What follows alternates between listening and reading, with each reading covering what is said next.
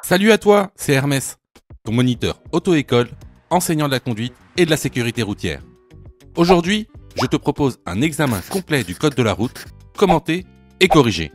Allez, on perd pas de temps, on commence tout de suite.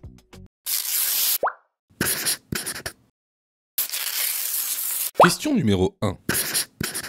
Avant de m'engager, je contrôle à gauche. Oui, réponse A. Non, réponse B.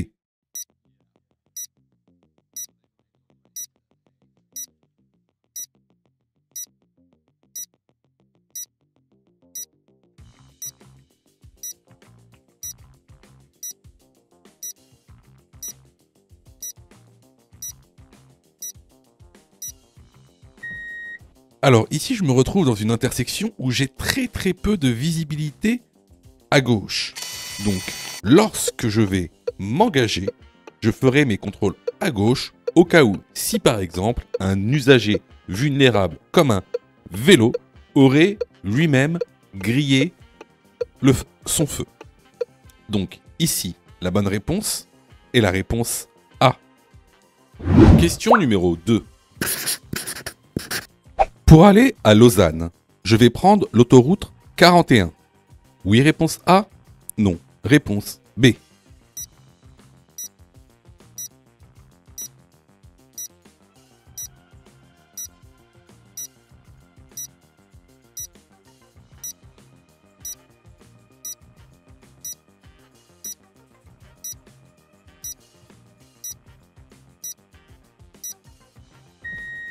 Alors, tu vois, ces panneaux que tu vois, ils ont un nom bien spécifique. C'est ce qu'on appelle des panneaux de position. Alors, juste pour mémoire, un panneau de position appartient au groupe des panneaux de direction. Les panneaux de direction appartiennent eux-mêmes au groupe des panneaux d'indication. Alors, en général, ces panneaux de position, avant ces panneaux, quelques kilomètres avant ces panneaux de position, tu as ce qu'on appelle des panneaux d'affectation. Et avant ces panneaux d'affectation, en général, tu as ce qu'on appelle des panneaux de bifurcation. Alors, pourquoi je vous dis tout ça ? Tout simplement parce que j'ai énormément d'élèves et je me rends compte que vos panneaux, vous les connaissez, mais de manière vraiment très approximative. En fait, vous les connaissez très mal. C'est vraiment pas très clair dans votre tête. C'est très important. Pourquoi je précise ça ? C'est que, vous voyez, le code de la route, si vous le connaissez de manière approximative, alors vous réussirez l'examen de manière approximative. Il n'y a pas de secret. Donc, je vous incite réellement à vous former véritablement et d'être précis. Par exemple, de savoir quel type de panneau vous avez en face de vous. C'est très important. Donc, vous voyez par exemple, au-dessus de ces panneaux, on a ce qu'on appelle des cartouches. Et ces cartouches-là permettent en fait d'identifier la route. Donc, ils sont différenciés via des couleurs, des lettres et des numéros. Par exemple, les cartouches d'autoroute vont commencer avec un A. A pour autoroute.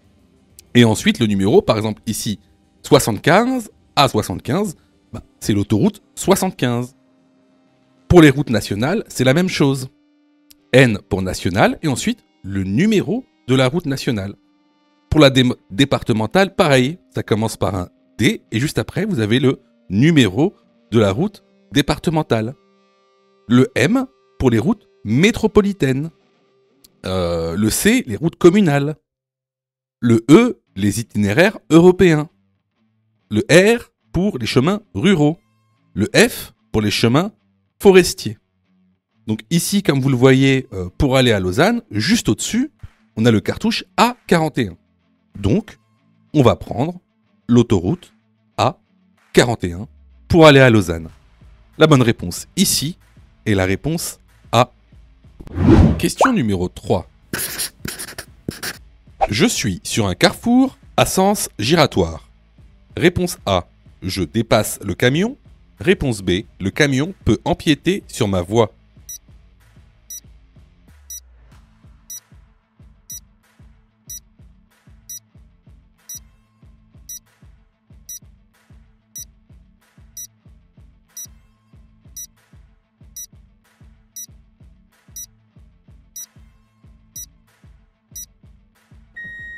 Alors ça, on l'a vu à plusieurs reprises, on sait que les camions ont des rayons de braquage beaucoup plus grands que ceux des voitures, d'autant plus que les poids lourds sont généralement très longs.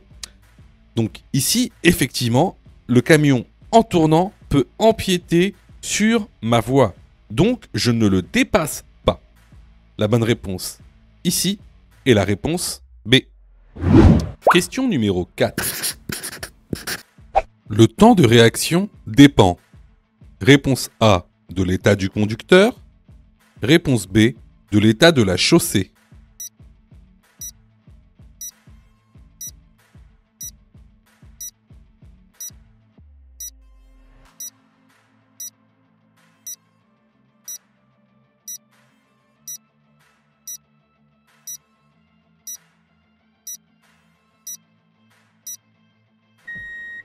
Alors, le temps de réaction va principalement dépendre de l'état du conducteur. C'est-à-dire, est-ce qu'il est anxieux ou non? Est-ce qu'il a pris des drogues ou non? Est-ce qu'il est fatigué ou non? Ou est-ce qu'il est occupé à faire autre chose? Par exemple, utiliser son téléphone au volant. Donc, la bonne réponse ici va être la réponse A. Question numéro 5. Des piétons peuvent se trouver sur la chaussée. Oui, réponse A. Non, réponse B. Je dépasse prudemment. Oui, réponse C. Non, réponse D.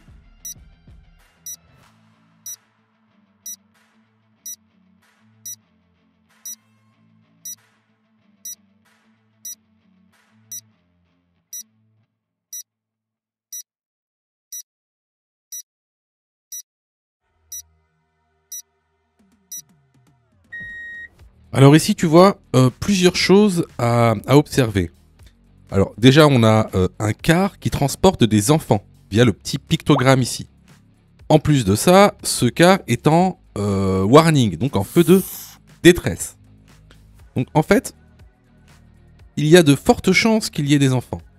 Regarde. Ici en vert, c'est ton champ de vision. En rouge, c'est ce que tu vois pas, parce que ton champ de vision, il est obstrué par donc le car. Donc il peut très bien y avoir des enfants à l'endroit où ton champ de vision est obstrué.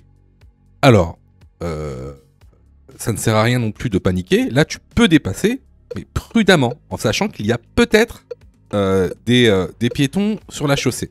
Donc ici, les bonnes réponses, on voit être les réponses A et C. Question numéro 6. Les bornes de recharge en extérieur sont conçues pour une utilisation en temps de pluie. Oui, réponse A. Non, réponse B.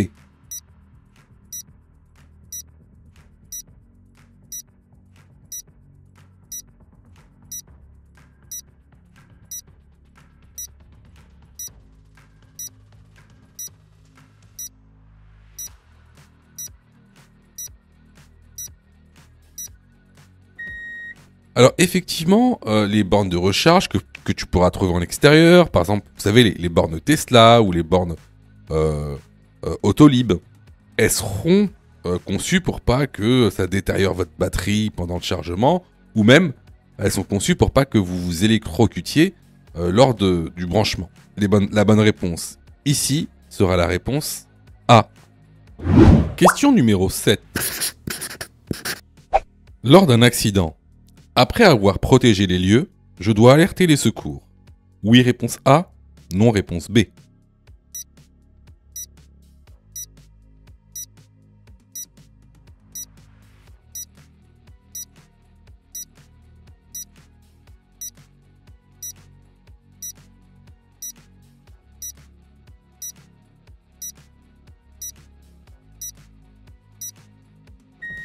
Alors, surtout, n'oublie pas, lors d'un accident, on doit respecter donc, la règle du PAS, du PAS, c'est-à-dire, tout d'abord, protéger, ensuite, alerter, puis secourir. Ça, c'est vraiment du cours, tu dois le connaître vraiment par cœur. Je te conseille vivement de te former pour justement pas te tromper sur des questions basiques de cours. Une fois qu'on a protégé les lieux, donc on doit Alerter les secours. Donc alerter les secours, qu'est-ce qu'on leur dit quand on les a au téléphone?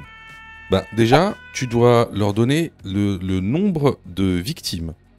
Ensuite, le type de victime. Par exemple, si c'est des motards, si c'est des cyclistes, ou si c'est des personnes dans leur voiture. Ensuite, leur dire si elles sont conscientes ou inconscientes. Très important. Si elles respirent ou non.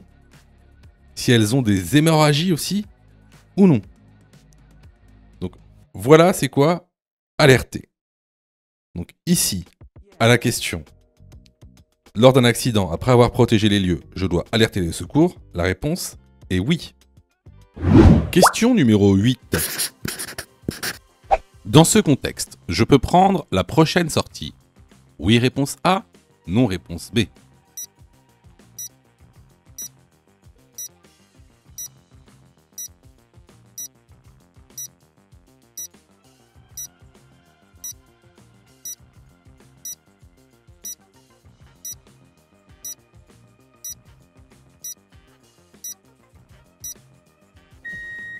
Alors, comme tu le vois ici, juste là, c'est ce qu'on appelle une ligne de dissuasion. Et comme son nom l'indique, cette ligne de dissuasion t'empêche deux choses.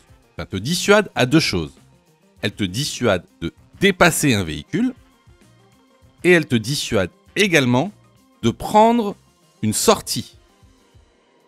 Alors, là tu vas me dire, bah oui, mais pourquoi est-ce qu'ils n'ont pas mis une ligne blanche? Ils pourraient mettre une ligne blanche, comme ça on saurait directement qu'il est impossible de franchir cette ligne. Oui, mais il y a des exceptions. On peut franchir cette ligne à deux exceptions. La première, c'est de dépasser un véhicule lent. La deuxième, c'est de se rabattre après avoir dépassé un véhicule lent. Donc, ici, la bonne réponse est la réponse B. Question numéro 9. Je vais tout droit. J'actionne mon clignotant gauche. Oui, réponse A. Non, réponse B.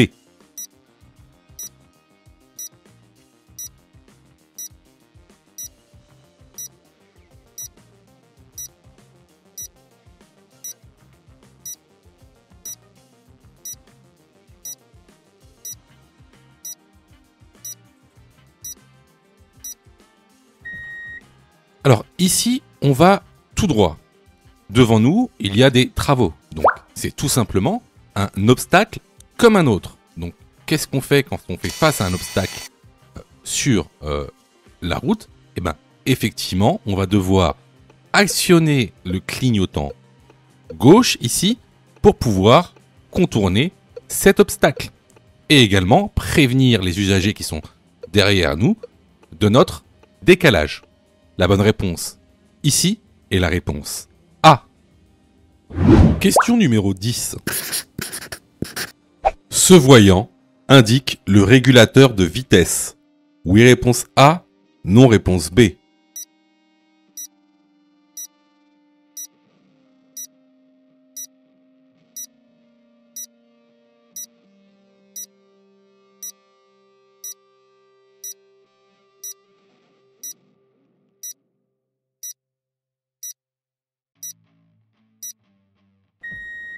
Alors, oui, effectivement, ce voyant est le voyant du régulateur de vitesse.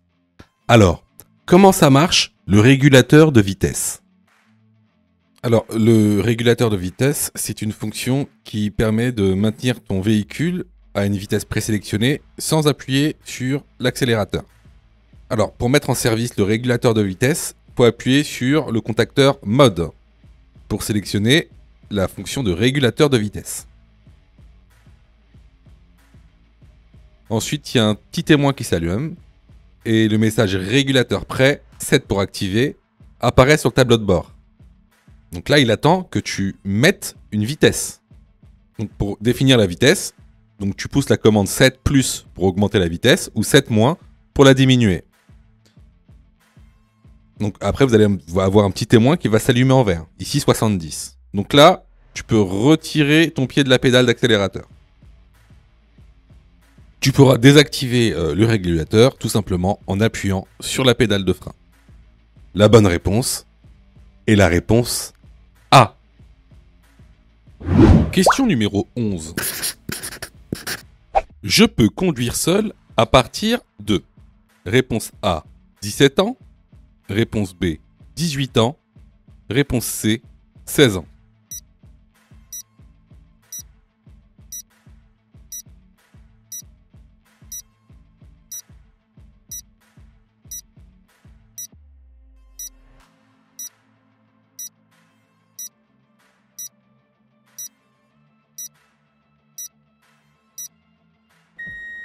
Alors, depuis janvier 2024, la réglementation a changé. Aujourd'hui, donc, on peut commencer à conduire à 17 ans. C'est-à-dire qu'une fois, vous pouvez passer votre permis de conduire à 17 ans, et donc, si vous l'avez, conduire seul à 17 ans. Ce qui n'était pas le cas avant janvier 2024. Donc, la bonne réponse ici est la réponse A. Question numéro 12. Dans cette situation, je ralentis. Oui, réponse A. Non, réponse B. Je me place sur la voie de gauche si cela est possible. Oui, réponse C. Non, réponse D.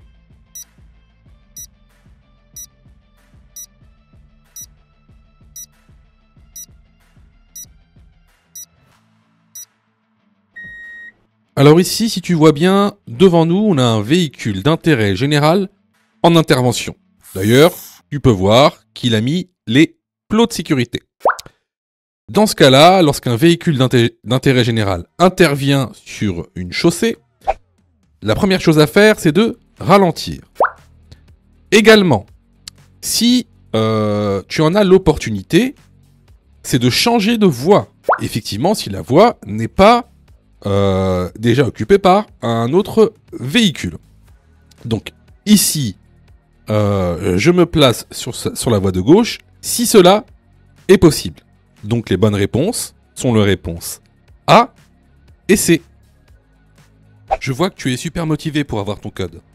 Alors, soutiens la chaîne en t'abonnant et surtout en activant les notifications afin d'être prévenu des dernières vidéos mises en ligne. Question numéro 13. Plus je roule vite, plus la distance parcourue durant le temps de réaction est grande. Oui, réponse A. Non, réponse B.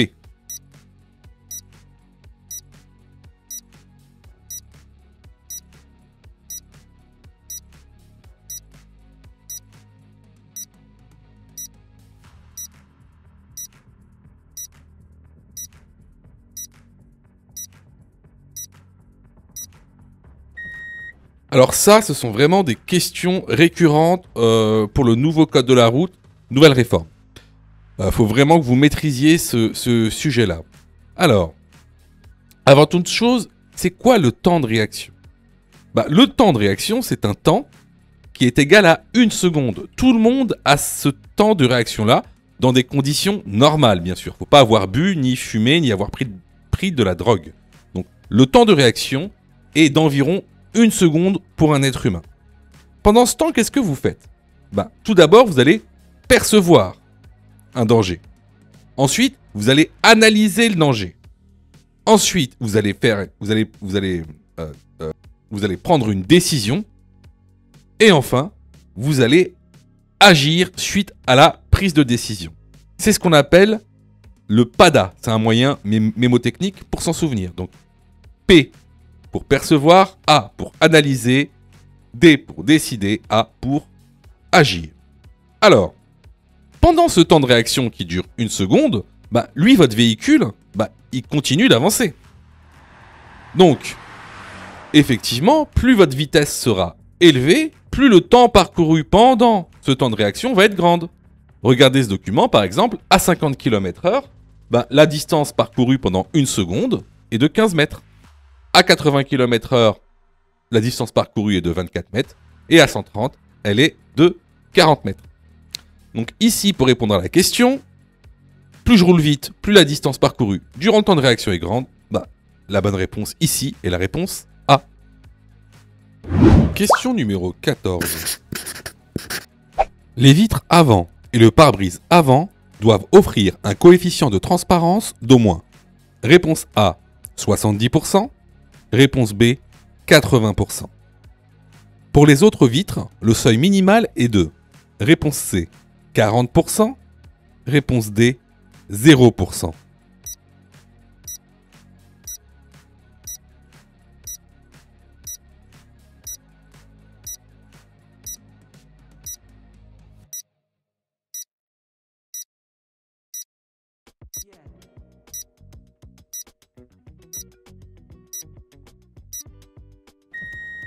Alors là, c'est une question de cours hein, qu'on voit régulièrement dans la formation.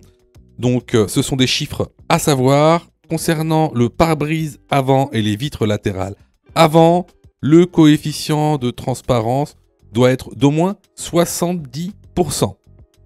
Pour les vitrages latéraux arrière et la lunette arrière, il n'y a pas de seuil. Les bonnes réponses ici sont les réponses A et D. Question numéro 15. Cette balise signale A. Un passage à niveau à 150 mètres. B. Un virage dangereux. C. Un obstacle.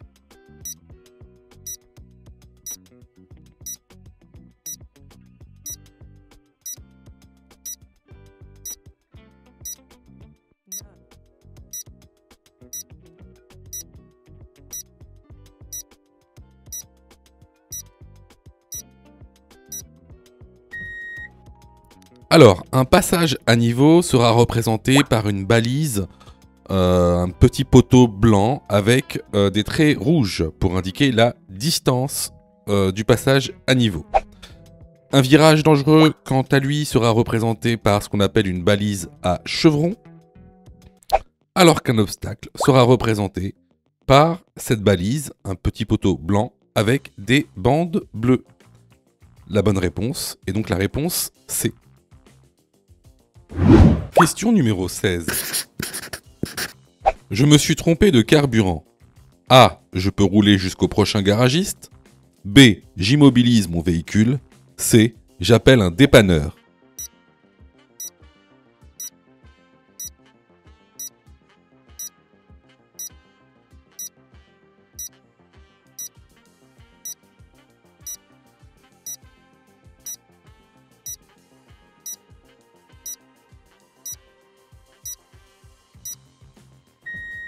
Alors, dans le cas où vous êtes trompé de carburant, ça peut arriver. Surtout, il ne faut plus redémarrer la voiture. Vous ne mettez plus le contact dans la voiture de peur que le mauvais carburant rentre dans le moteur. Donc, ce qu'il faut faire dans ce cas-là, c'est immobiliser sa voiture, ne plus la toucher. Et, bien sûr, appeler un dépanneur. Donc ici, les bonnes réponses sont les réponses B et C. Question numéro 17. Durant la période hivernale, je dois équiper mon véhicule ou posséder un dispositif antidérapant. Oui, réponse A. Non, réponse B. Les pneus neige ou hiver doivent être montés sur toutes les roues. Oui, réponse C. Non, réponse D.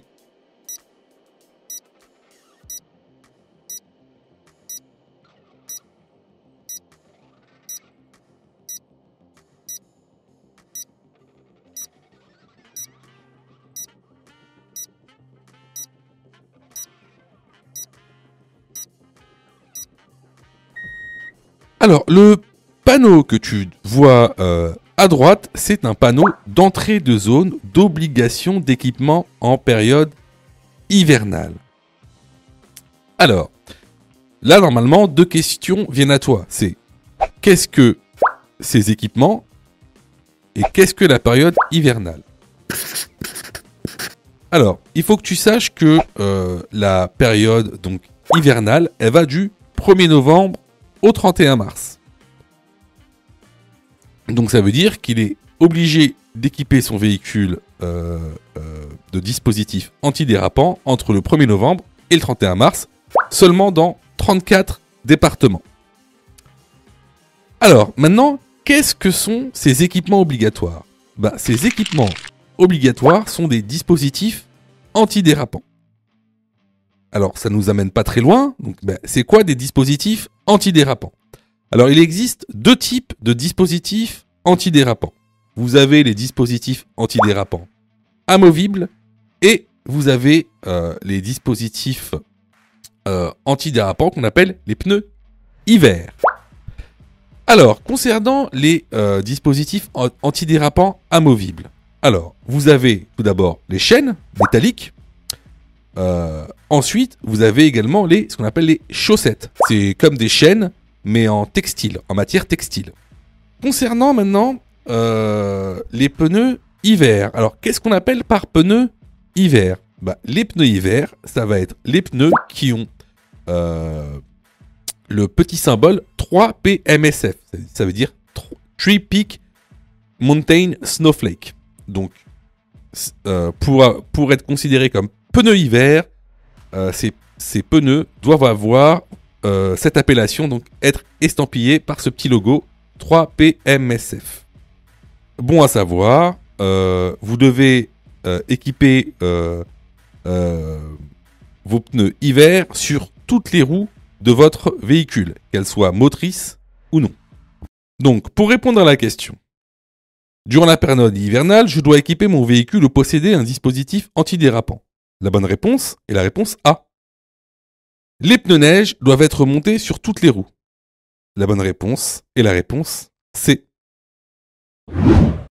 Sais-tu que Mon Code de la route est aussi une plateforme pédagogique qui te permet de passer ton examen du code à partir de seulement 9,90 €. Et on a même conçu, spécialement pour toi, un programme qui te permet d'obtenir ton code en un temps record. C'est le programme Mon Code en 10 jours. Avec un calendrier de révision personnalisé, un contenu pédagogique par thème conforme à la nouvelle réforme, des nombreux tests d'examen blanc issus de l'examen officiel, accessible sur smartphone, tablette et PC durant 1 an et en accès illimité. Et surtout, cette formation est 100% remboursée en cas d'échec à l'examen. Alors, si tu souhaites obtenir ton code du premier coup sans te ruiner et sans risque, rejoins notre programme en cliquant sur le lien en description de la vidéo. Pour ça, tu as juste à cliquer sur le lien en description et à choisir ta formule. Question numéro 18. Lorsque je tiens le volant, les pouces doivent être placés. Réponse A, à l'intérieur. Réponse B, à l'extérieur.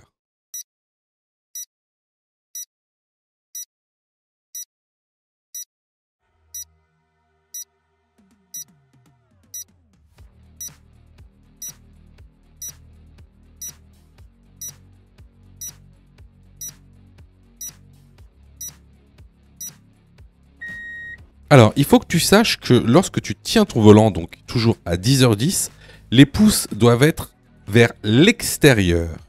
Donc, la bonne réponse ici est la réponse B. Question numéro 19.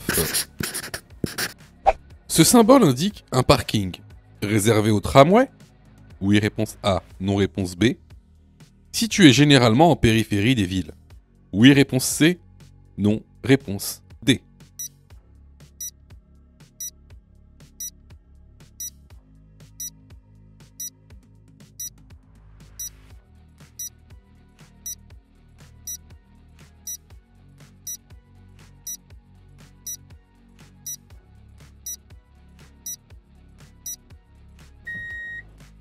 Alors, ce nouveau type de parking ont été créés justement en périphérie des villes, en général au début des lignes de tramway et de bus, pour que les usagers puissent se rendre en centre-ville en transport en commun. Alors, le P plus R, c'est pas pour parking relais, c'est pour park and ride.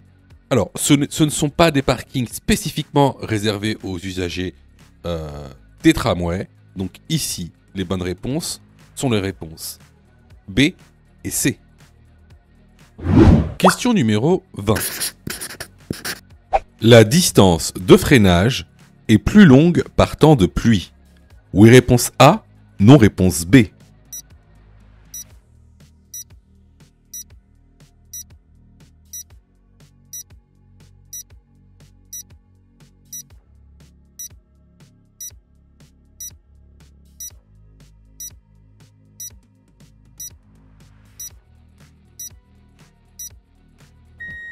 Alors là aussi, question évidente. Effectivement, la distance de freinage va être rallongée par temps de pluie, tout simplement parce que la chaussée sera humide. En général, la distance de freinage est 2 fois plus longue par temps de pluie que par temps sec. Donc ici, la bonne réponse est la réponse A. Question numéro 21.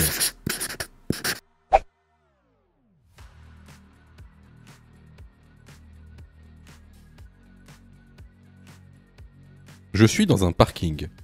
Je roule en 3e vitesse. Oui, réponse A. Non, réponse B.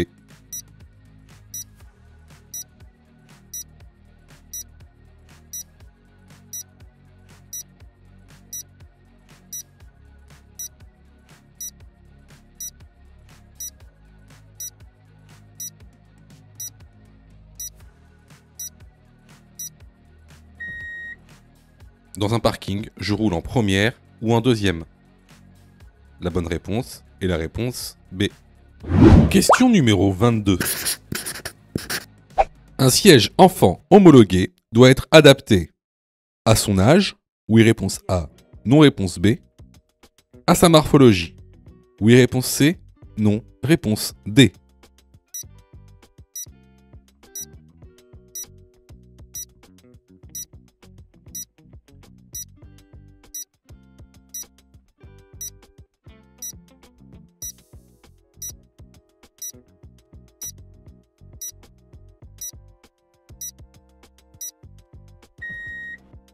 Alors, les sièges auto doivent effectivement être adaptés à l'âge de l'enfant et à sa morphologie. Alors, la dernière homologation sur les sièges auto, qui est la R44, préconise 3 types de sièges. Oui, vous avez tout d'abord donc le siège à coque pour les enfants mesurant jusqu'à 83 cm. Ensuite, vous avez les sièges baquets pour les enfants ayant une taille allant jusqu'à 1 mètre. Et ensuite, pour les enfants de plus d'1 mètre et qui ont moins de 10 ans, le fameux siège avec dossier. Donc ici, les bonnes réponses vont être les réponses A et C. Question numéro 23. Je roule à 80 km/h. Ma distance de freinage est de réponse A, 64 mètres. Réponse B, 24 mètres. Réponse C, 40 mètres. Réponse D, 48 mètres.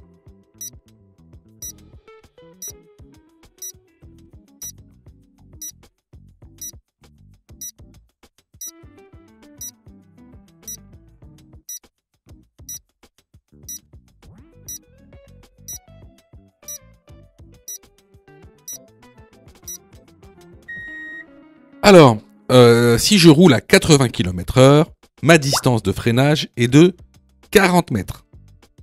Sachez qu'il y a un calcul, je ne dis pas ça comme ça, il y a un calcul du code de la route officiel pour calculer cette distance de freinage. Alors, si vous voulez connaître cette distance de freinage, je vous invite fortement à aller dans la formation. On vous expliquera tout. Clairement, si tu as répondu faux à cette question, ça montre... Alors, ça montre pas que t'as pas révisé. Je suis sûr que tu as passé beaucoup de temps à réviser, à faire des séries, mais ça montre que tu n'as pas les notions essentielles. Voilà. Que tu as été mal formé. Alors, je ne sais pas où tu as été formé, mais en tout cas, tu as été mal formé, parce que c'est une question de base. C'est vraiment une notion de base. Et puis, c'est bête de ne pas vouloir te former, parce que, par exemple, nous, on a mis en place une plateforme où tu peux te former à partir de 9,90 €. 9,90 € pour être formé correctement. En plus, si tu choisis de prendre la formule Mon code en 10 jours pour avoir ton code plus rapidement, tu es remboursé à 100% si tu échoues à ton examen. Juste en montrant ta preuve d'échec. Voilà. Donc, écoutez, moi je vous conseille vivement de vous former, sachant que vous savez, ça coûte pas cher. Et en plus, si vous n'êtes pas prêt à mettre 9 € ou 40 € pour vous former correctement au code de la route, sachez que juste après, c'est le permis de conduire, c'est la conduite. C'est-à-dire que le permis de conduire coûte en moyenne 2000 € à peu près. C'est 37 heures en moyenne d'heures de conduite pour obtenir son permis en France. À peu près 2000 €, quoi, un peu moins. C'est 1800 €. Donc, si t'as pas 40 € ou 10 € pour te former au code de la route, ça va être compliqué de passer ta conduite et donc ton permis de conduire. Parce que là, ce sera 2000 €.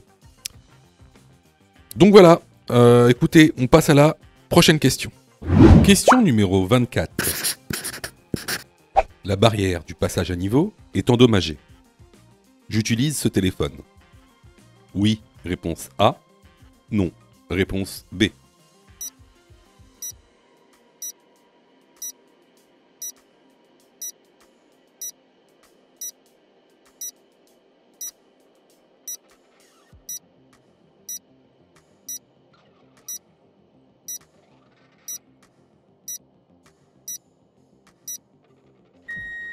Alors, il faut savoir que les bandes téléphoniques qui sont à proximité des passages à niveau sont directement reliées à un agent de gare.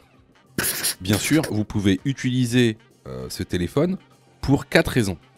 Si la barrière elle reste fermée, si la barrière elle est cassée, s'il y a un obstacle sur la voie, par exemple une voiture en panne, ou s'il y a un dysfonctionnement des installations. Donc effectivement, la barrière du passage à niveau est endommagée, alors je peux utiliser le téléphone. La bonne réponse est la réponse A. Les vidéos sont totalement gratuites, donc abonne-toi pour aider la chaîne et surtout, active les notifications pour être prévenu des dernières vidéos et avoir ton code beaucoup plus rapidement. Question numéro 25. Réponse A, je ralentis. Réponse B, je passe. Réponse C, je m'arrête. Réponse D, je cède le passage.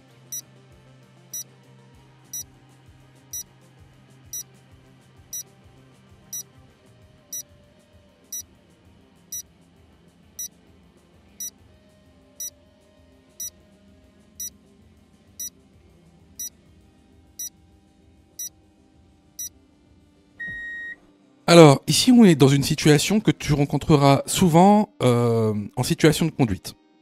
Alors là, le feu est vert pour nous et il y a des piétons qui sont à l'arrêt là au niveau du passage piéton. Donc, si le feu est vert pour nous, c'est qu'il est rouge pour les piétons. Donc, le piéton n'a pas à être là. Donc ici, on va pas s'arrêter pour qu'il passe, ni lui céder le passage. On va ralentir au cas où si inopinément il se met à courir ou à vouloir passer. Mais je ralentis et je passe. Ici même, ça va être beaucoup plus dangereux de s'arrêter. Pourquoi ? Parce que si je m'arrête, regardez bien au-dessus sur le rétroviseur, j'ai une voiture derrière moi. Peut-être qu'elle n'a pas vu le piéton. Donc, si je m'arrête, le temps que la voiture derrière se rende compte que je me suis arrêté, d'accord, elle risque de me taper à l'arrière de mon véhicule, et donc moi, je risque également, en fait, de renverser le piéton. Hein, donc on va même aggraver la situation si on s'arrête à ce moment-là. Donc ici, les bonnes réponses vont être les réponses A et B. Question numéro 26. Cette notice me permet A. de connaître le PTAC du véhicule, B. de connaître la pression des pneus, C. de connaître la taille des pneus.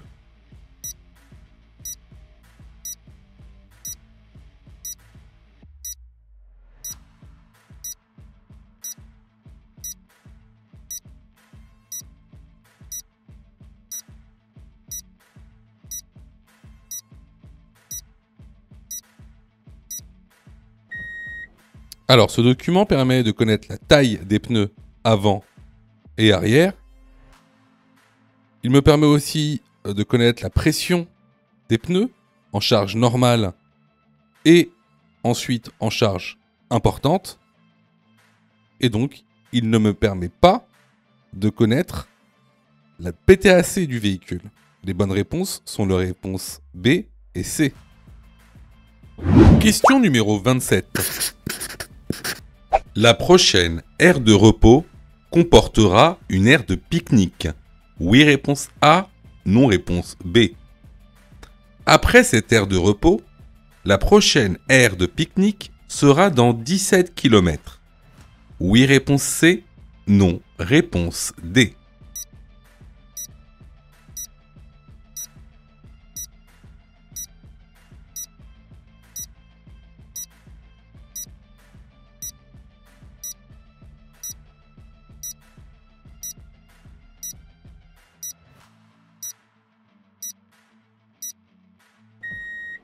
Alors, question très intéressante parce que ça va nous permettre de voir plein de choses. On va essayer de faire rapide. Ici, vous voyez, le panneau du dessus indique qu'on a une aire de Chantecoq. Juste en dessous, on a un panneau qui dit 300 mètres. Donc, l'aire de Chantecoq est dans 300 mètres. Et juste en dessous, on a des panneaux d'indication de service. Par exemple, le panneau avec le P indique un emplacement de parking. Le panneau avec le sapin indique une aire de pique-nique. Et le panneau avec des enfants indique des jeux pour enfants. Et juste en dessous, on a des distances. Donc 17 km pour le panneau de parking et 17 km pour le panneau de pique-nique. Vous devez savoir, et ça on l'a vu à plusieurs reprises, que il y a un ordre de préséance dans les panneaux. Qu'est-ce que ça veut dire? Ça veut dire que le panneau du bas dépend du panneau du haut, tout simplement. Donc ici, qu'est-ce que ça nous dit donc? Ça nous dit que effectivement, dans l'aire de Chantecoq, la prochaine, il y aura bien donc un emplacement de parking, il y aura une aire de pique-nique et il y aura des jeux pour enfants. Par contre, juste en dessous, on nous précise que dans 17 km, il y aura un emplacement de parking également, et il y aura également une aire de pique-nique. Par contre, dans 17 km, il n'y aura pas de jeux pour enfants. Il n'y en aura pas. En gros, qu'est-ce qu'il nous dit ce panneau? Il nous dit que si vous voulez faire jouer vos enfants, c'est maintenant. Parce que sinon, ce sera dans 17 km. C'est ça en fait qui veut dire le panneau. Donc, ici, pour répondre à la question, les bonnes réponses sont les réponses A et C.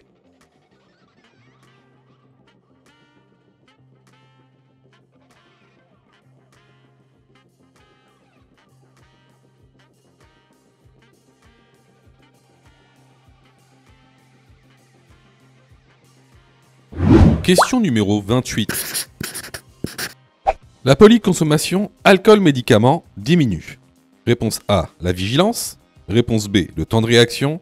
Réponse C, le champ visuel.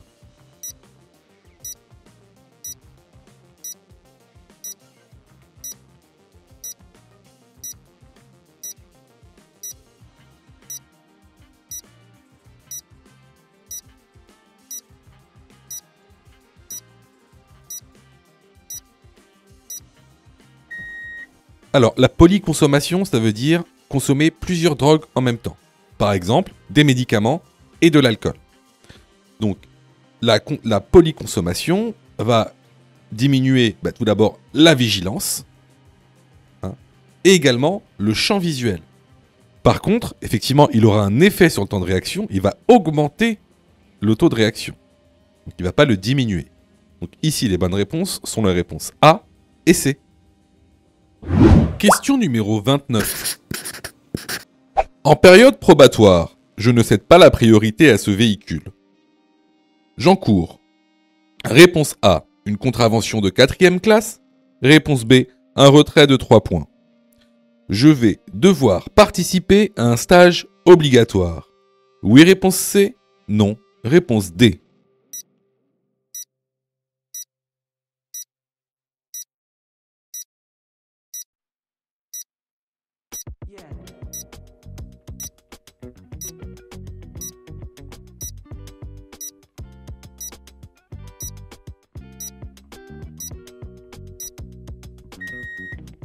Alors, si vous refusez, comme ici, la priorité à droite à ce véhicule rouge, écoutez, vous encourez, donc c'est une contravention de 4e classe, et vous encourez un retrait de 4 points, et non 3 points, c'est 4 points. Est-ce que je vais devoir participer à un stage obligatoire? Étant donné que tu es en période probatoire, si tu fais une infraction où tu perds 3 points ou plus d'un coup, alors tu es obligé de participer à un stage obligatoire. Donc ici, les bonnes réponses sont les réponses A et C. Alors clairement ici, c'était une question basique, une notion de cours basique. Donc si tu as eu faux à cette question, je t'encourage vivement à aller te former sur notre plateforme de formation ou ailleurs. Alors surtout, ne te dis pas « Ah c'est pas grave, les examens blancs vont justement m'aider à apprendre le code ». Faux. Les examens blancs ne servent pas à apprendre le code. Les examens blancs servent à tester si tu as, oui ou non, assimilé le contenu pédagogique. Alors, quelle est la meilleure méthodologie pour passer le code? C'est-à-dire, quelle est la meilleure méthodologie pédagogique? Alors, tout d'abord, il va falloir apprendre les cours par thème. Vous savez, il y a aujourd'hui 10 thèmes avec la nouvelle réforme. Une fois que tu auras appris ces 10 thèmes et tous les contenus de ces 10 thèmes, alors tu pourras passer à des exercices d'entraînement par niveau de difficulté. Tout d'abord les exercices faciles, les exercices moyens et les exercices difficiles. Une fois ce travail effectué, là, tu pourras t'exercer à faire des examens blancs. Surtout, ne pense pas que les examens blancs vont t'aider à apprendre. Ce n'est pas vrai. Et d'ailleurs, c'est pour ça que beaucoup de gens ratent leur code de la route. N'oubliez pas que le taux de réussite au code de la route est d'environ 60%. C'est-à-dire qu'il y a quasiment 40% des personnes qui échouent au code de la route, justement parce qu'ils n'ont pas la bonne méthodologie pédagogique. Donc ici, si tu t'es trompé à cette question, je t'encourage vivement à venir sur notre plateforme pédagogique et à participer à la formation. Pour ça, tu as juste à cliquer sur le lien en description et à choisir ta formule. Question numéro 30. Adapter une éco-conduite, c'est aussi rouler moins vite. Oui, réponse A, non, réponse B.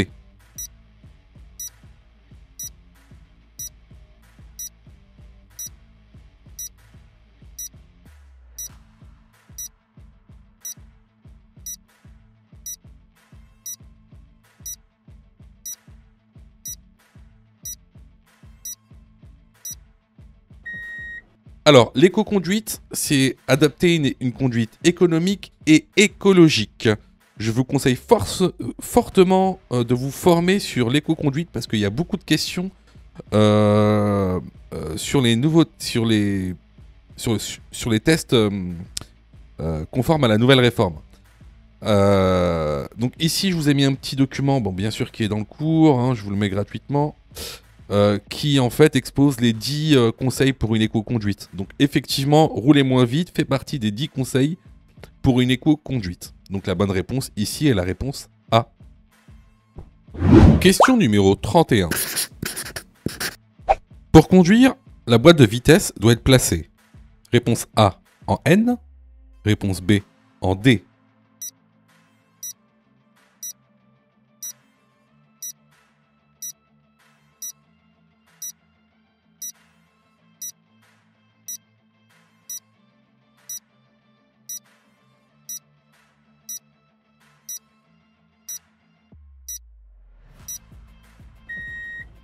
Alors ici, tu vois, on est dans une voiture à boîte automatique.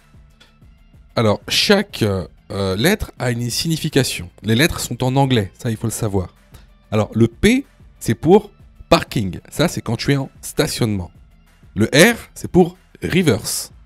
Ça, c'est pour la marche arrière. Le N, c'est pour neutral. Ça, c'est le point mort. Le D, c'est pour drive. Ça, c'est pour conduire. Et le S, c'est pour séquentiel. Ça, c'est si ta voiture a une boîte séquentielle. Donc, ici, pour conduire, il faut placer la boîte de vitesse sur D. La bonne réponse ici et la réponse B. Question numéro 32. Je dois laisser la priorité à droite. Oui, réponse A. Non, réponse B.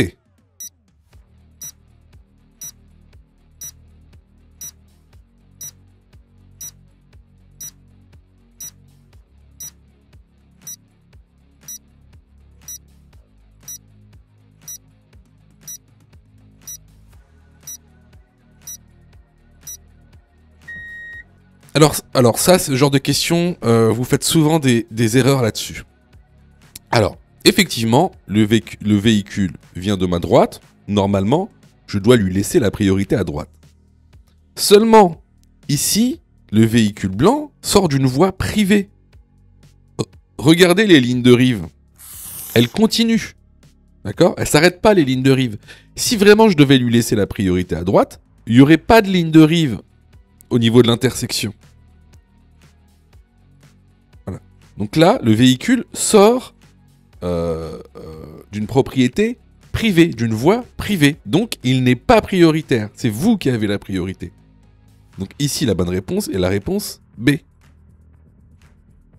Question numéro 33. Le réservoir du liquide de refroidissement se trouve réponse A en A, réponse B en B. La jauge du niveau d'huile se trouve réponse C en B, réponse D en D.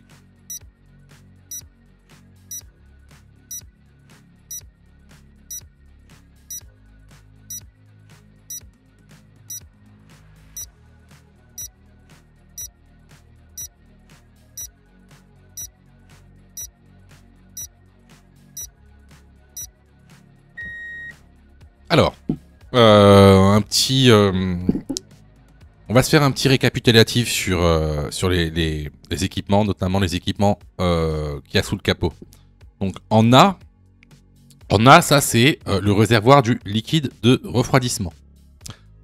En C, ça c'est le réservoir d'huile. En D, la jauge du niveau d'huile. En B, liquide de frein. Donc ici, les bonnes réponses sont les réponses A et D. Si tu aimes le contenu, alors prends quelques secondes pour liker la vidéo. C'est très important. Cela nous permet d'être mieux référencés et donc de te présenter encore plus de vidéos pour que tu puisses obtenir ton code le plus rapidement possible. Question numéro 34. L'organe du corps qui élimine majoritairement l'alcool est réponse A, le rein, réponse B, le foie. Cet organe élimine entre réponse C, 0,1 à 0,15 g par litre de sang par heure, réponse D, 0,25 à 1,5 g par litre de sang par heure.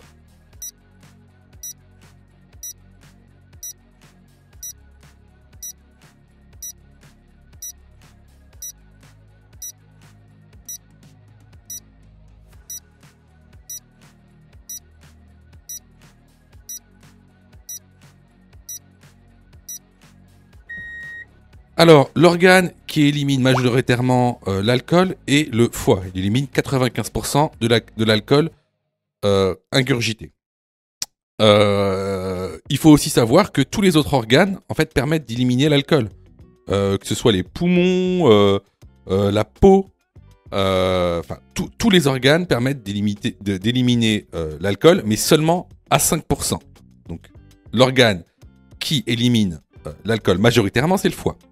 Cet organe élimine entre 0,1 à 0,15 g par litre de sang par heure. Donc les bonnes réponses ici sont les réponses B et C. Question numéro 35. J'ai la priorité à la prochaine intersection. Oui, réponse A. Non, réponse B.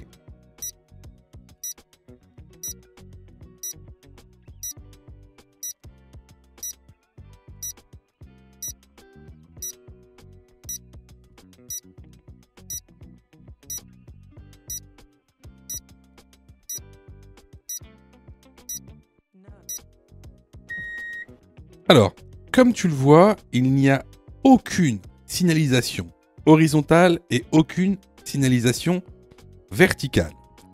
Donc, on est à l'approche d'une intersection sans signalisation. Cela veut dire que la priorité est à droite. Donc, je n'ai pas la priorité à la prochaine intersection. La bonne réponse ici est la réponse B. Question numéro 36. Je souhaite stationner à droite.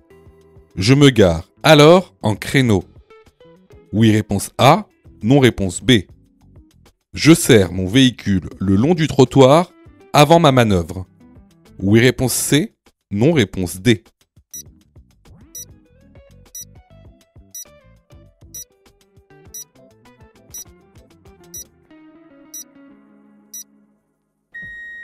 Alors, il faut que tu saches qu'il existe 3 types de stationnement. Le stationnement en créneau, le stationnement en bataille et le stationnement en épi.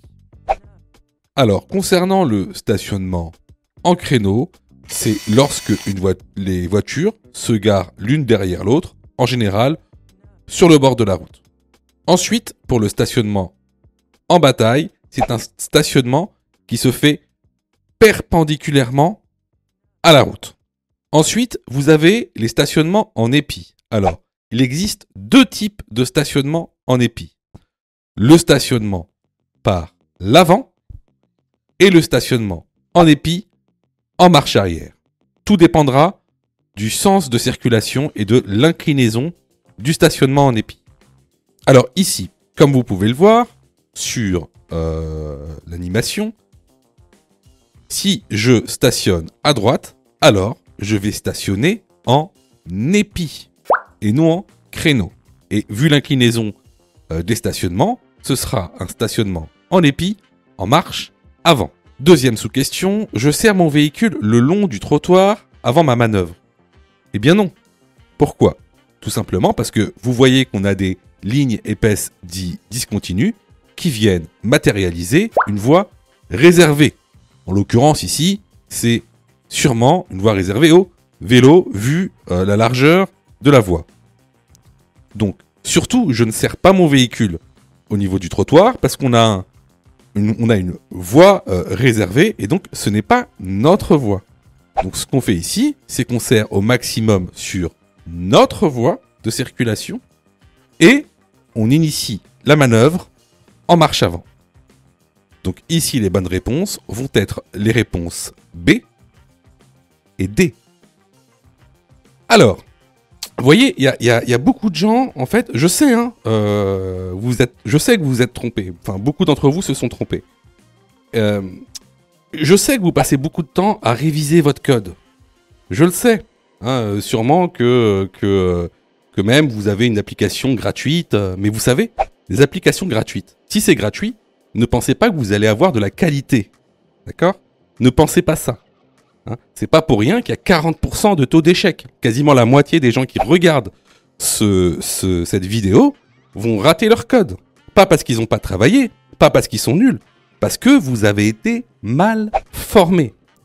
C'est pour ça que nous, on vous propose donc une plateforme de formation 100% dédiée au code de la route, réalisée par des professionnels, avec une méthodologie adéquate qui vous permettra d'avoir votre code de la route rapidement.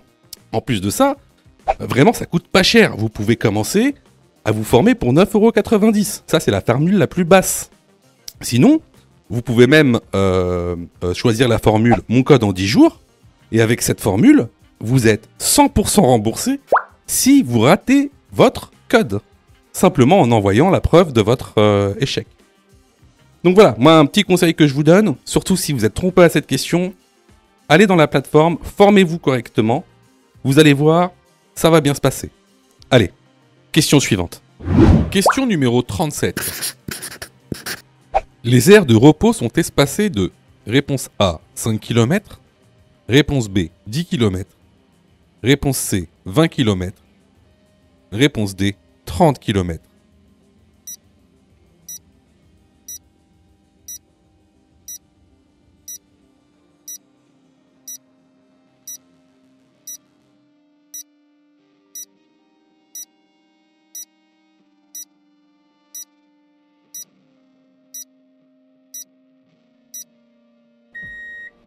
Les aires de repos sont espacées de 20 km, soit entre 10 et 15 minutes de route sur autoroute. La bonne réponse ici est la réponse C. Question numéro 38. Question numéro 40. Ne pas se soustraire à un contrôle de police constitue A. Un délit de fuite. B. Un refus d'obtempérer.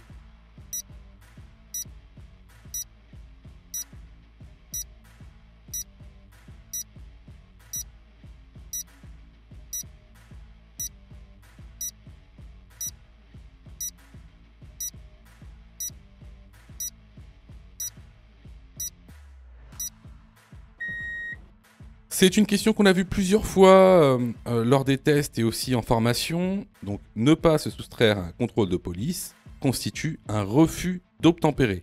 La bonne réponse est la réponse B. Question numéro 39. Le siège enfant est bien placé. Oui, réponse A. Non, réponse B. Je dois désactiver l'airbag passager. Oui, réponse C. Non, réponse D.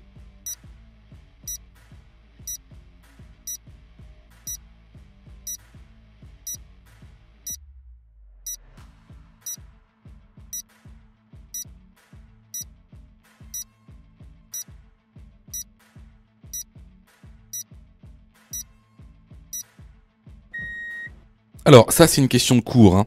Une notion basique. Alors, effectivement, on peut placer un siège enfant sur le siège passager avant, comme ici, à deux conditions. À condition que le siège soit dos à la route et d'avoir désactivé l'airbag passager. Donc, les bonnes réponses ici sont les réponses A et C. Alors là, c'était vraiment une question de cours qu'on voit régulièrement dans la formation. Donc, si vous avez eu faux à cette question, vraiment, je vous incite vraiment à vous former, hein, que ce soit chez nous ou ailleurs. Alors, je reçois plusieurs messages de votre part, d'ailleurs, je vous en remercie. Alors, vous me posez souvent deux questions. Alors, la première, c'est quand est-ce que je suis prêt pour passer mon code ? Et la deuxième, c'est est-ce que je dois suivre la formation ? Alors, tout d'abord, on va répondre à la première question. Quand est-ce que tu es prêt pour passer ton code ? C'est très simple. Si tu fais moins de 5 fautes sur les 5 dernières séries d'examens blancs que tu as fait, alors tu es prêt à passer le code de la route. Donc attention, hein, ça veut dire qu'il faut que sur les 5 dernières séries que tu as faites, de manière consécutive, il n'y a pas une seule série où tu as fait plus de 5 fautes. Donc si tu as fait plus de 5 fautes à une seule série, il faut que tu continues à faire des examens blancs. La deuxième question. Est-ce que il serait mieux pour moi de prendre une formation ? Alors, là, c'est pareil. Si tu fais 8 fautes ou plus sur les 5 dernières séries d'examens blancs que tu as faites, alors il est vivement conseillé de te former. Ça veut tout simplement dire que il te manque certaines notions essentielles. Ça ne veut pas dire que tu connais pas ton cours, ça veut dire qu'il te manque des notions essentielles pour pouvoir progresser. Et clairement, c'est pas en faisant des examens blancs que tu vas progresser, tu vas même plutôt stagner. Voilà. Donc si tu as fait 8 fautes ou plus sur l'une des 5 dernières séries que tu as faites, je te conseille vivement de te former. Question numéro 40. Ne pas marquer l'arrêt à un stop constitue un délit. Oui, réponse A, non, réponse B. Est sanctionné par réponse C, un retrait de 4 points, réponse B, une amende de 135 €.